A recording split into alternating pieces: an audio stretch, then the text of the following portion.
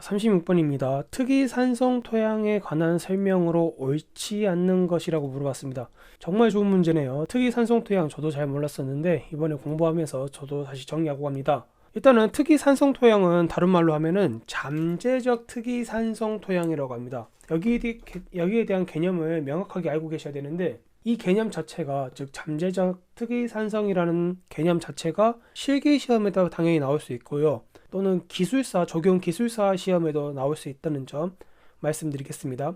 이 특징의 대표적인 게 뭐냐면은 해안가에 근접한 토양으로 환원 상태에 있는 토양입니다. 그 말인즉슨 환원 상태에서 중성 상태로 유지가 되는데, 이것이 산화 상태가 되면은 산성화됩니다.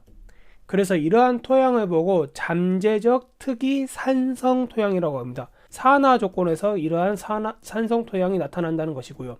이런 대표적인 토양으로는 김해평야와 평택평야가 있습니다. 따라서 1번 맞고요. 이런 토양에서는 이제 할 수 있는 것은 오로지 벼농사밖에 없어요. 왜냐면은 벼농사 자체는 물을 담수하여서 키우는 방법이기 때문에 이것이 중성을 유지하면서 키울 수 있겠지만은, 다른 타 작물 같은 경우는 지표면에 직접적으로 토양 산화 작업이 일어나기 때문에 산성화되어서 다른 작물은 살 수 없게 됩니다. 따라서 나무는 살 수 없는 게 아니라 벼만 가능합니다. 이것도 통기성이 아니라 물에 담수했을 경우. 4번 정답이 맞고요. 수변 상태에서 황화물이 환원되어서 토양의 pH는 중성인 것이 보통이다. 맞죠? 왜냐? 담수 상태이니까요. 자, 정말 좋은 문제였습니다. 자, 39번입니다. 토양 교질에 관한 설명으로 옳은 것은 하고 물어봤어요. 자, 토양 교질하면 뭐가 떠올라야 됩니까? 점토 광물이 떠올라야 되죠. 점토 광물 하면 크롤라이트, 카올리나이트, 버미큘라이트, 모모릴라이트 등 2차 광물을 떠올리시면 됩니다. 자, 그러면 이제 문제 들어가겠습니다. 1번 영구 전하는 pH의 영향을 받지 않죠 때문에 그래서 틀렸습니다. 가변 전하는 pH에 의해 영향을 받습니다. 이 두 문제는 서로 교차 검증을 통해서 둘 다 같은 말이라는 것을 알 수 있기 때문에 굳이 알고 있지 않아도 풀 수 있는 문제예요. 3번 비팽창형이 팽창형보다 양이온 교환 능력이 높다라고 했는데, 이 문장도 역시 틀렸습니다. 왜냐? 비팽창형 중에 대표적인 게 뭐가 있으면 카올리나이트가 있어요. 1대 1형이고요.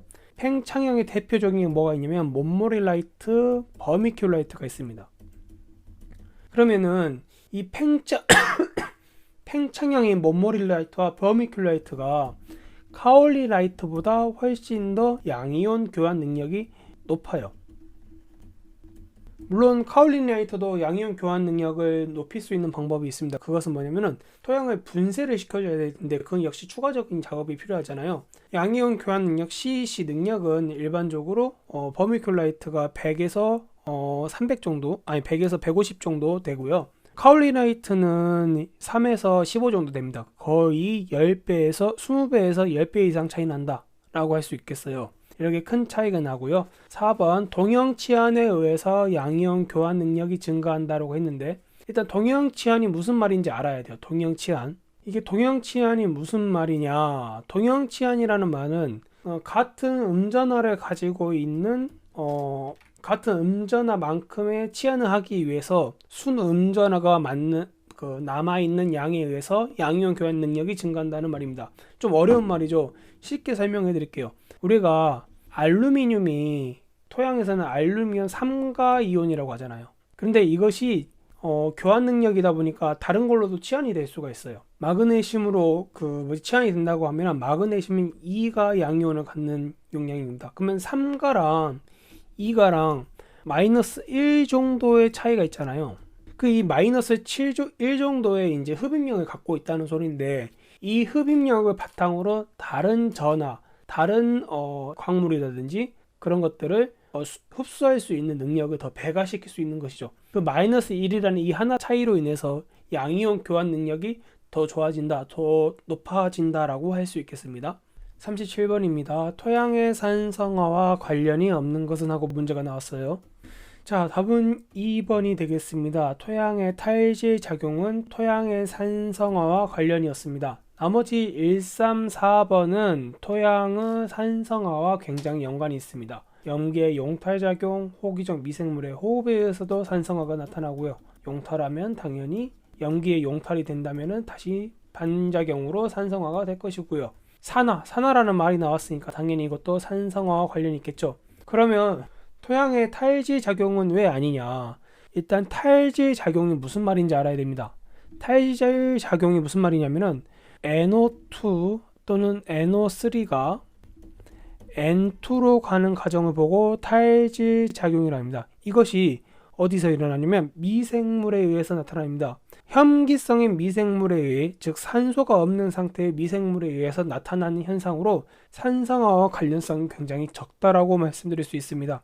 왜냐하면 탈지의 작용은 미생물이 공기를 필요로 하지 않기 때문이고요. 따라서 답은 2번이 되겠다라는 거 말씀드리고요. 38번입니다. 부식의 특성에 관한 설명으로 옳지 않는 것은 하고 물어봤어요. 답은 1번입니다. 먼저 2, 3, 4번부터 볼게요. 토양의 pH 변화에 완충작용한다. 자, 이 말 맞는 말이죠. pH가 높아질수록 순음전하는 증가한다. 이것도 역시 맞는 말입니다. 양이온 교환 능력은 카올리나이트보다 크다. 예, 이것도 역시 맞습니다. 그럼 왜 1번이 틀렸느냐 라고 말씀드릴게요. 교질이 일단 뭔지를 알아야 됩니다. 교질을 다른 말로 하면 콜로이드라고 하거든요.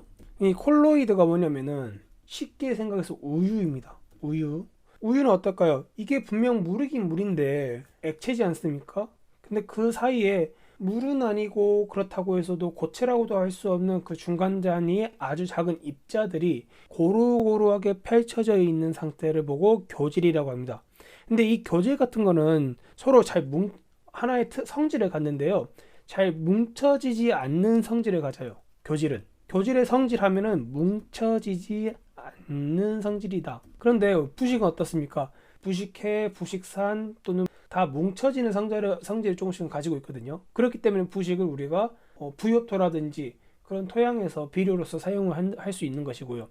그렇기 때문에 1번에 대한 설명은 부식과 전혀 관계가 없다라고 말씀드립니다. 40번 시작하겠습니다.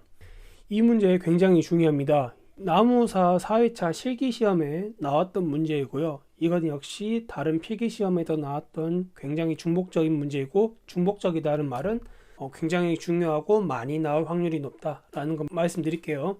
이 중에서 다 각각이 중요하지만은 특히 이 세 가지가 중요합니다. 일반적으로 토양 같은 경우는 pH 8.5 이하가 정상 토양이거든요. 그 정상 토양 안에서 염기성 토양이라든지 산성 토양이라든지 그런 게 나눠지기 때문에 큰 문제가 없어요. 이 C 값이 4.0 이상, 이 단위값도 중요합니다. 이 4.0 이상일 때 이거를 뭐냐? 염류 토양이라고 합니다. 그리고 나트륨 흡착비가 13이 이상이거나 교환선 나트륨 퍼센트 ESP가 15 이상일 때 이 단위값도 중요하죠. 나트륨 흡착비가 13 이상일 때, 그리고 교환선 나트륨 퍼센트가 15 이상일 때 이거를 나트륨 토양이라고 합니다. 그런데 이 C값이 염류 토양이 4.0 이상이고, 그리고 나트륨 흡착비도 13 이상이라고 하면 이 두 개가 합쳐진 게겠죠. 이때는 염류성 나트륨 토양이라고 합니다. 그런데 여기서 본 것처럼 이 C값은 4.0 이상이 되지만은 나트륨 흡착비가 13, 15 이하죠. 교환선 나트륨은 15 이하이고요. 그럼 나트륨 토양은 아니라는 소리예요. 여기서 나트륨 토양을 제거해 보겠습니다.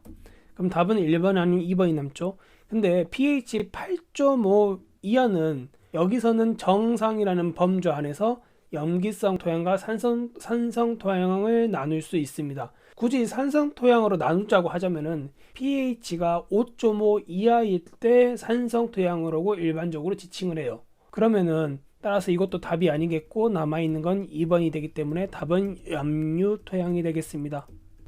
41번입니다. 부식이 토양에 미치는 영향으로 옳지 않는 것은, 자, 답이 너무 쉽죠. 3번입니다. 부식이라는 건 뭐냐면은 부식이 토양을 건강하게 만들고 영향을 주는 개념이에요. 때문에 미생물 활성도 증가시키고 입단화도 시키고요. 토양의 보수력 역시 증가시킵니다. 독성을 감소시키죠. 부식은요.